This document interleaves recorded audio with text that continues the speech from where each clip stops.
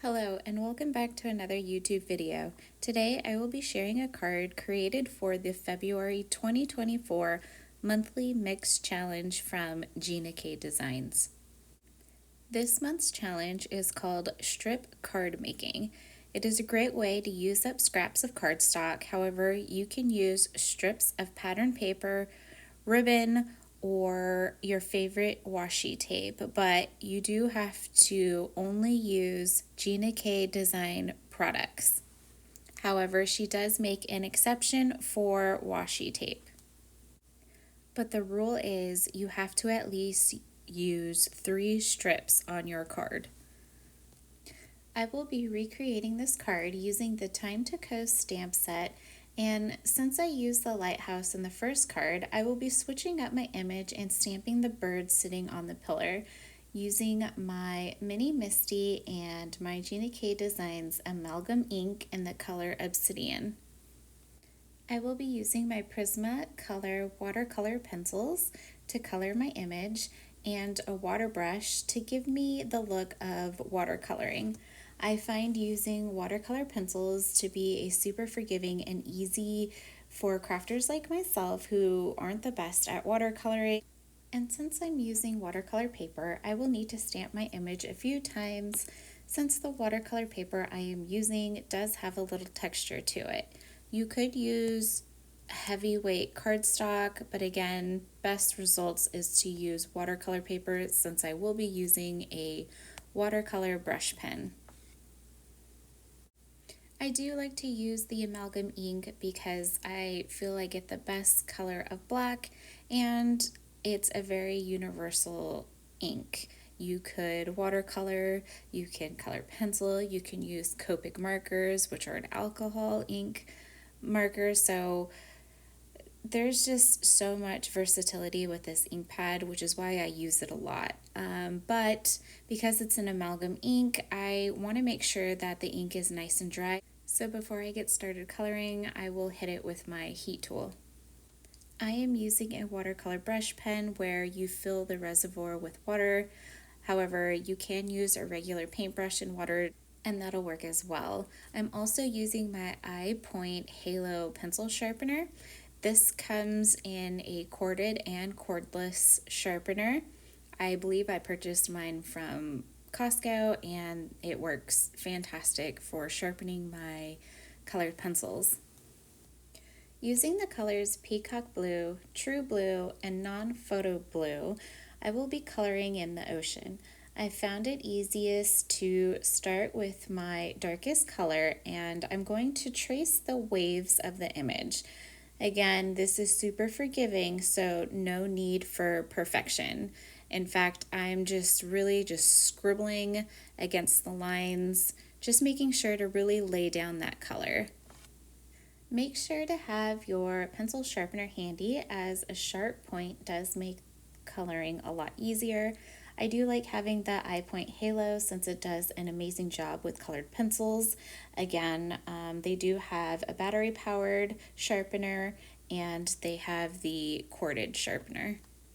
Now that I've outlined the waves with my darkest color, I'm going to blend out the color using my watercolor brush pen. This will be the start of my watercoloring.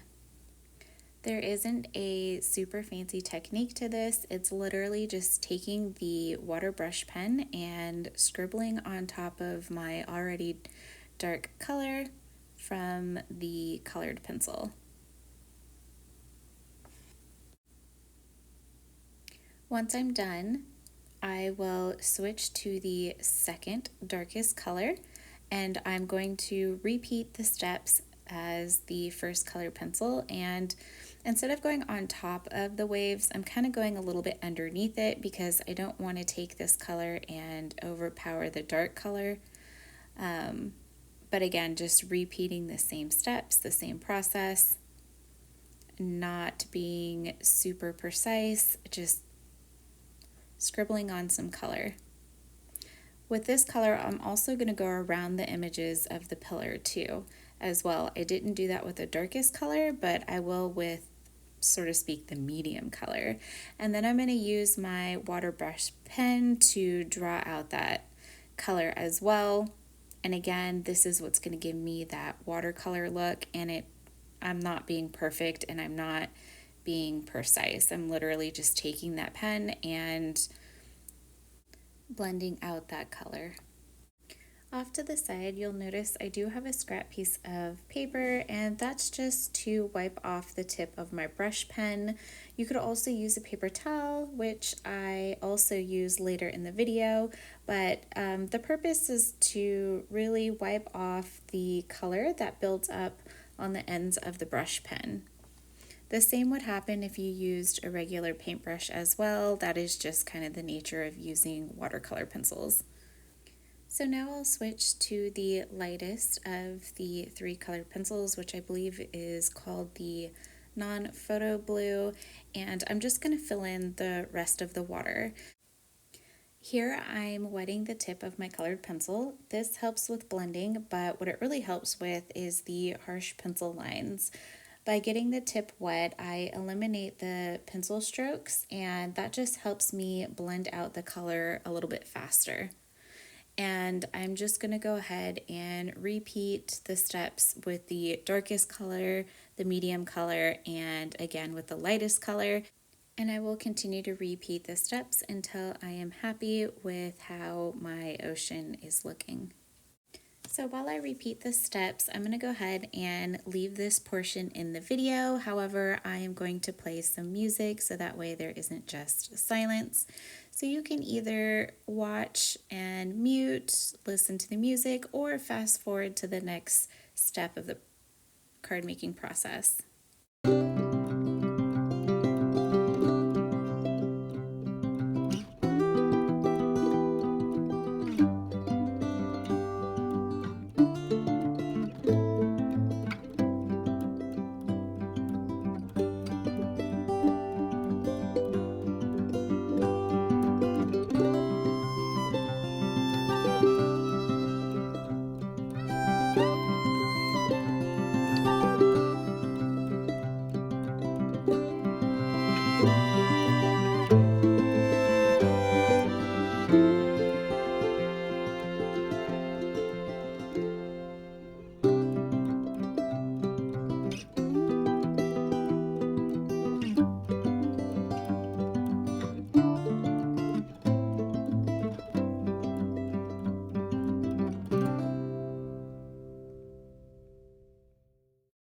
To color in my birds, I'm going to start with a color called Cool Gray 50%. And I'm trying to color them like our birds here at the beach, which are seagulls. I'm going to outline the birds and then use my water brush pen to blend out that color. I'm also going to use the tip of my colored pencil and dip that into the brush to help with the pencil strokes and for blending purposes, same like we did with the water. And I'm going to bring in a little bit of brown.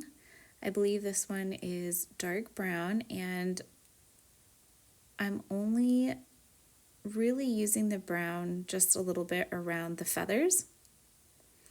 I predominantly want the birds to be a gray color, but I'm also going to bring in the cream. Now, our seagulls do have white heads, but I didn't want them to be stark white, so I actually brought in the color cream, and then I'm going to blend that out as well.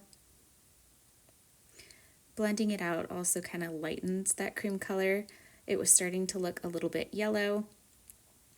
And if you start to notice you're getting too much color, or maybe you're having too much water, using a paper towel helps pull up some of the color, and it also helps to absorb some of the water.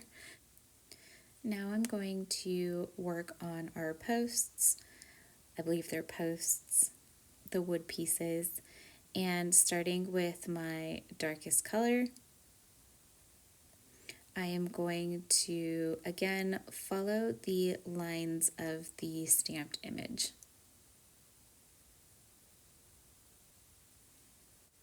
Again, it doesn't need to be super perfect. I'm literally just scribbling on some color, and then I'll use my brush pen to blend out that color. I forget about using my watercolor pencils, and I should use them more often because I feel like they're just the easiest to use. I don't have to think about it. I don't have to get, the perfect blend like I do my Copic markers. And even then, that's not even perfect, but my version of perfect. This is just super easy, super simple. You don't have to think about it. Super therapeutic. You just really just kind of scribbling color down. So I don't forget, all of the products that I'm using and the colors that I'm using, I will list down in the description box below. I don't remember the colored pencil colors that I used on the first card, but I'll definitely list the colors on the card that I'm making currently. Because my wood is in the sea, I am going to bring in the color dark green to give the look of algae that would normally be on wood in the ocean.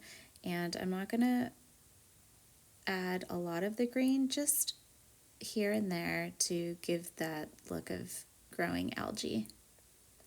And then I'll take my water brush pen and I will blend that out as well.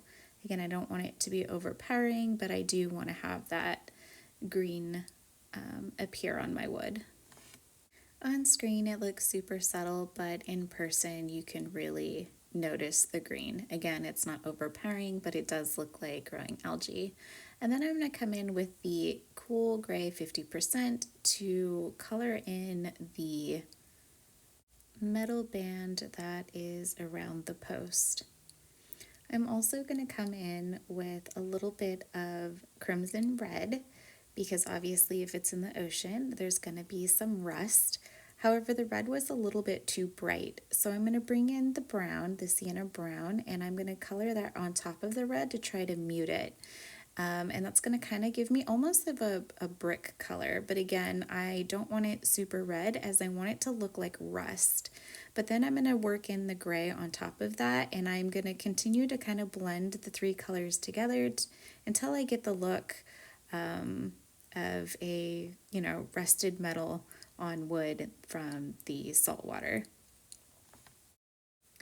I was a little hesitant to bring in some black because it's such a dark color, but there really wasn't an in-between color from the, 50% gray to maybe, 80, 75%.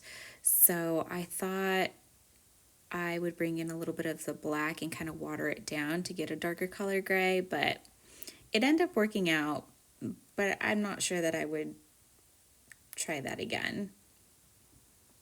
So now that I'm done coloring, I'm going to actually bring my colored panel back into my mini Misty. I didn't remove the stamp, so it's going to be in the exact same placement, and I'm going to use my black Onyx dye ink, and I'm going to re-stamp this image so that way it brings back the black outlines.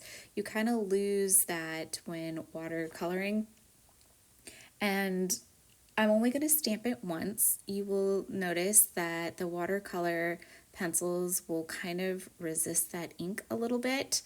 As you'll notice here, the ink tends to sit kind of on top of the colored pencils. So what I'm going to do is I'm going to take my heat tool and I'm going to heat set the dye ink, and that way it won't smear if I were to touch it. Another thing I could have done is embossed with black embossing powder, and that would have given me another look as well. And normally I do like that look, but for some reason this time around I decided not to. And now I'm going to go ahead and work on my sky. I'm going to bring in the non-photo booth blue, the blush pink and lilac, and I'm going to create kind of a sunset. So I'm going to start with my blue, and I'm going to scribble on some some of the blue on the horizon line and then blend that out with my water brush. And I will basically repeat the same steps with the pink and the purple to kind of create a little bit of a sunset. Normally I would have done this before I stamped with my Onyx black ink. So I need to be very careful when I'm using my water brush so that way I'm not touching the black, because that water will smear the black ink. And I just forgot to do my sky before I stamped my image, but I definitely would recommend that you finish all of your colored pencils before you stamp your black ink. And again, I just forgot, so I just need to be very careful with my water brush not touching the stamped image. And again, this is because I re-stamped using the black Onyx ink and not the Amalgam ink. If I stamped with the Amalgam ink and I heat set that ink, I wouldn't have had an issue, but again, I use the black Onyx ink, so that's why I'm being very careful to not touch the black outlines with my water brush. So again, just so that there isn't just silence, I am going to go ahead and play some music while I finish up my sky. You can either mute, listen, or fast forward to the next step of the card making process.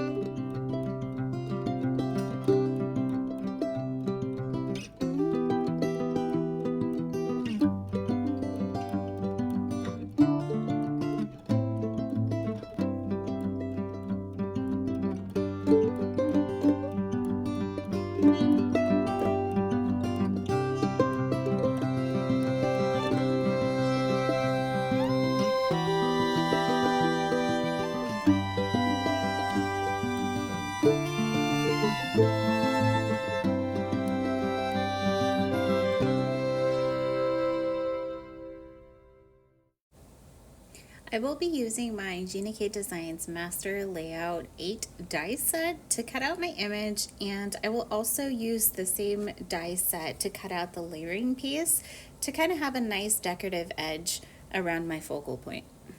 Here's a close-up of all the coloring we accomplished on this project.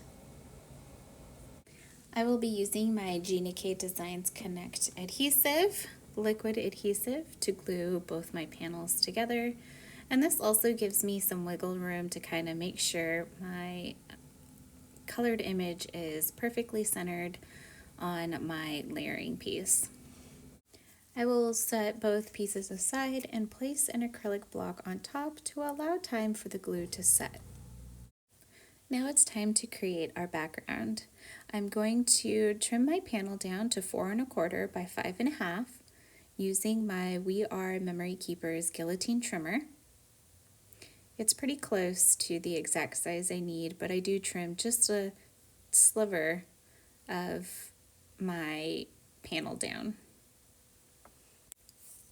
Using the same stamp set, Time to Coast, I will be using the smaller images to create my own pattern paper and my own background.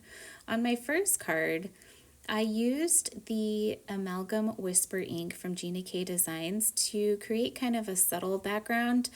And I'm going to use the same stamps, but instead I'm going to use Light Carnation, Lovely Lavender, and Ocean Mist dye inks to create more of a brighter background.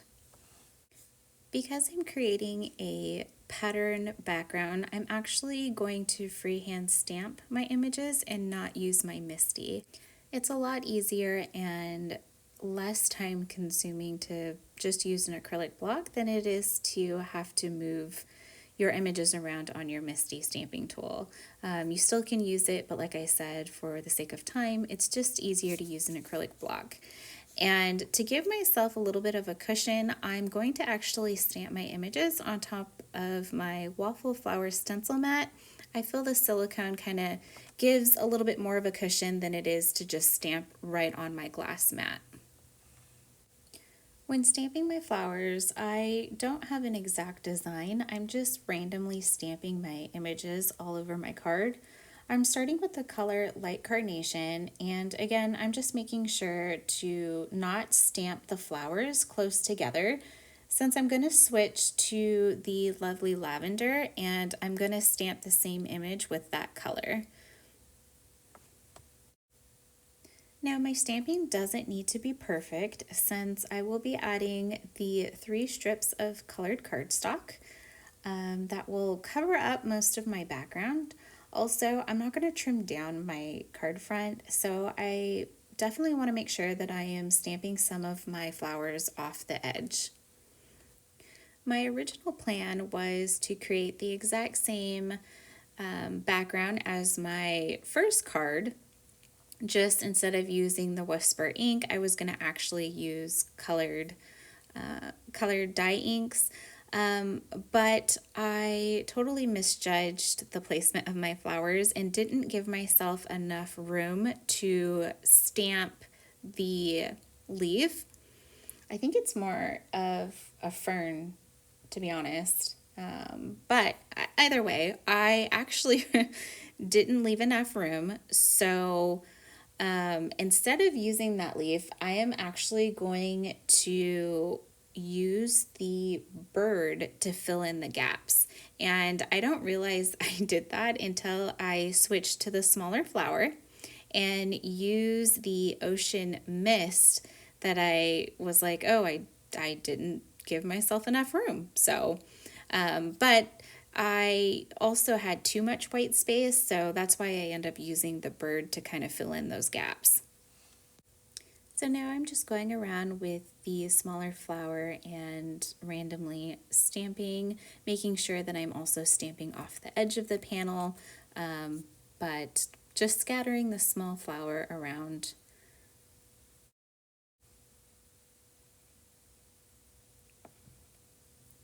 So I will be using the color Sandy Beach to stamp my seagull or bird. I think it's a seagull, but it's a good filler to kind of fill in some of the gaps between the flowers. Originally, I had stamped with the Whisper Amalgam ink, but I felt that the color was too light compared to my flowers, which is why I ended up switching to Sandy Beach. So I'll go ahead and speed this up because nobody wants to watch me stamp a bunch of birds for 10 hours. But I just left it in the video instead of kind of cutting that short, just to show you how I just randomly stamped all over my panel, just filling in some of the white space.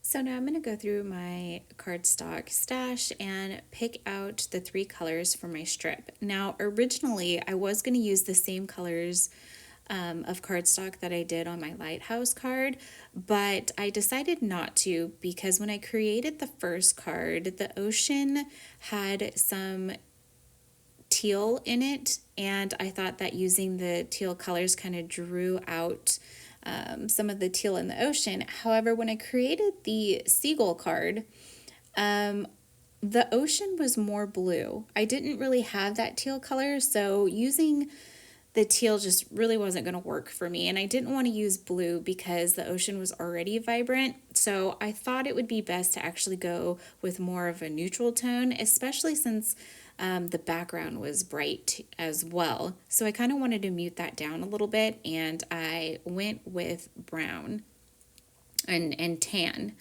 Again, I'll list those colors in the description box below. But that was kind of my thought process behind picking out the strips. And my strips are 3/4 of an inch in size.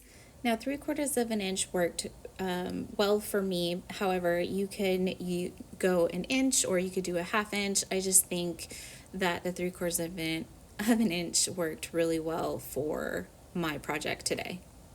I will say the biggest struggle for me on this card was the placement of my strips. I'm terrible at it. It seems like it's such an easy task, but for me, I struggle with strips. So this month's challenge was very difficult for me, which is why I stuck with 3 strips instead. I know some people like to do a rainbow or can do, different thicknesses, but for some reason I struggle with that, and I just can't seem to create a card that looks appealing for me with having multiple strips. I know there are plenty of card makers out there that make that look super easy, but for me it's a struggle. So I'm going to use the sentiment Happy Birthday, Take a Little Time to Coast. And for this card, I'm actually going to heat emboss the sentiment. I am using my Simon Says Stamp grid transparency sheet to help me line up my sentiment to make sure that it's nice and straight. This sheet is super helpful with helping me to make sure my sentiments are nice and straight. You could also use this trick with any kind of acetate, or even some of the packaging, the clear packaging that your products come in. I like the Simon Says Stamp grid transparency because it does have a grid on it, but again, you don't need to use that. You can use the freebies that you get with your products. And that just basically allows you to kind of stamp on top of that before you stamp on your project to make sure that your sentiment is nice and straight. So because I'm heat embossing, again, I am going to prep my cardstock. I'm going to use my anti-static powder tool from Tailored Expressions, again, my favorite. And I'm going to use my Versamark clear sticky ink to stamp my sentiment, and I'm going to use some black embossing powder to heat emboss my sentiment. I kind of wish I did that on my first card, but because it was more of a trial card, I just stamped with black ink, which is totally fine. I mean, that looks great too, but for some reason, I really like the look of a heat embossed image. I feel like it gives that shine. It's a little bit raised, so you have a little bit of dimension. It's not super flat, but again, you don't have to heat emboss. I didn't on my first card, and I still like that card as well. Sorry if you can hear my dishwasher singing in the background. The cycle is finished, and of course it goes off as I am doing my voiceover. So here is where you're going to see me struggle bug. Like, bring my struggle bus, because I was on it that day. And silly me, I even taped down my card panel thinking that was going to help. It didn't.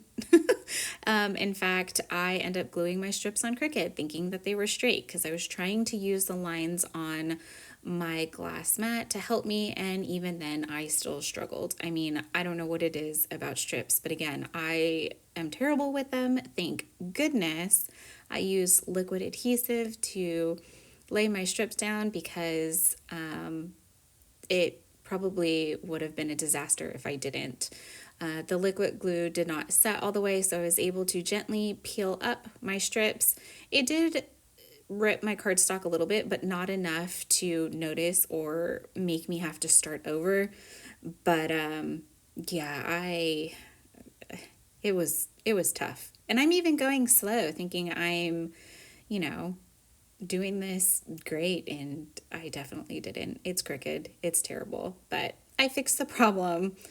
And again, that liquid adhesive was really nice because I was able to gently pull up the strips and replace them.